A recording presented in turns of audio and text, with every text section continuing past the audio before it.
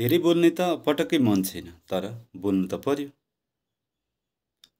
आज मात्र होइन, हिजोदेखि नै प्यालेस्टाइनको कब्जामा रहेका विपिन जोशी नरहेको खबर आएको छ। उनको मृत्यु भएको हुन सक्ने अनुमान छ। यो सुन्दै गर्दा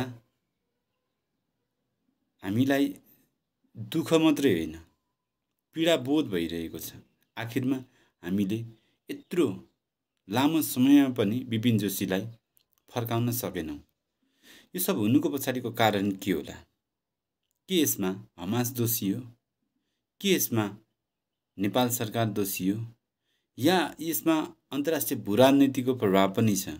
नेपाल जस्तो सामान्य देशहरूले साँच्चै नै आफ्ना देशका जनताहरूलाई विदेशको कुनै युद्ध मैदानमा होस्टाल पारिदा या कब्जा गरिदा, बन्दी बनाइदा नेपालले साँच्चै नै केही गर्नै नसक्ने हो त? के हाम्रो देशको स्थिति यही हो? यसरी नै चल्छ हाम्रो देश? हामीले सोच्नु पर्दैन?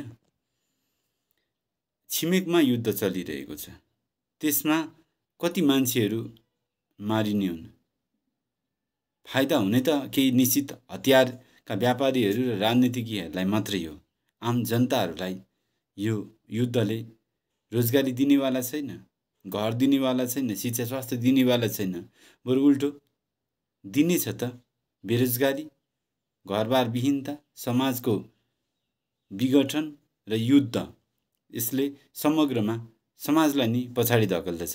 त्यस्तै प्यालेस्टाइनमाथिको लामो नरसंहारपछि प्यालेस्टाइनी जनताहरूले जुन प्रतिरोध गरेका छन्, त्यसमा नेपालका युवाहरू पनि फँसेका थिए, त्यहाँ मारिएका थिए।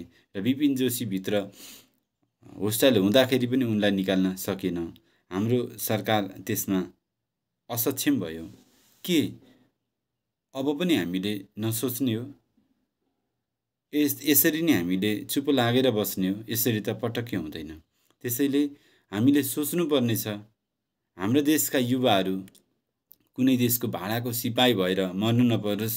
संसारका विभिन्न देशहरूको तरक्कीको लागि या उनीहरूको देशको उन्नतिको निम्ति 18औं 17औं शताब्दीमा जसरी अफ्रिकाका दासहरूलाई अमेरिका लगेर बेचिन्थ्यो, युरोप लगेर बेचिन्थ्यो, त्यसरी नै अहिले 21औं शताब्दीमा नेपालका युवाहरूलाई मेन पावर कम्पनी र यो कन्सल्टेन्सीहरूले ड्रिम कन्ट्री होस् या खाडी होस्, चारैतिर बेचिरहेका छन्।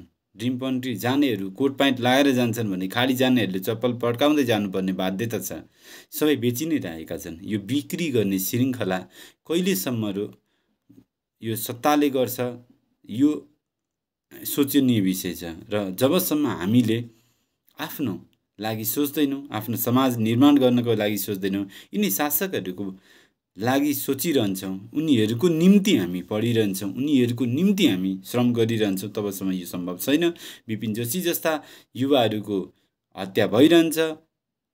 इराकमा जसरी 12 जना युवाहरू मारिएका थिए, त्यस्ता घटनाका श्रृङ्खलाहरू दोहोरिरहन्छन्।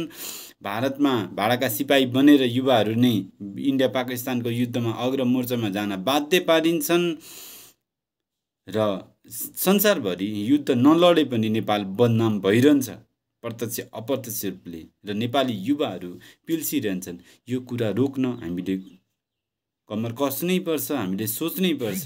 हामी भाडाका सिपाही होइनौँ। हामी साँडेको जुताई बाछाको मिचाई भोग्न तयार छैनौँ। धन्यवाद।